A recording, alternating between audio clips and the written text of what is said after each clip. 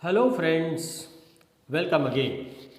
Friends, in this video lecture, in this short video, we want to discuss different branches of linguistics.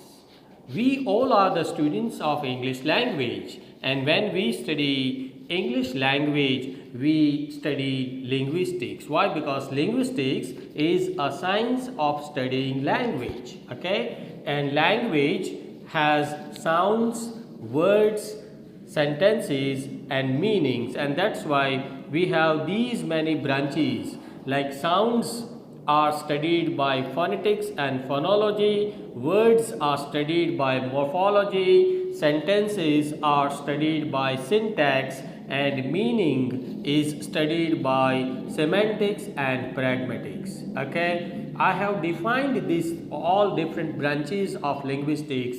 Phonetics means the science of studying the speech sounds, how the vowels, how the consonants are produced, are articulated. That is studied by phonetics and phonology. Okay, morphology studies the formation of words, how the words in a language are formed, are produced. Okay, that is studied by morphology. Syntax means the science of studying how the sentences are constructed, subject, verb and object and all different use of parts of speech in language. Okay, that all these things are studied by syntax. Okay, and semantics is more concerned with the meaning. Semantics studies how meaning comes out from the language. Okay, and pragmatics also studies meanings, but it is different from semantics.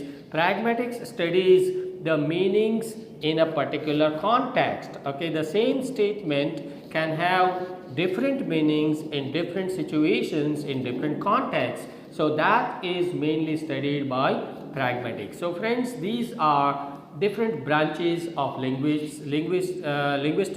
I hope the difference is clear to you. If you have any doubts or questions, do write to me in the comment section of this channel. Thank you very much.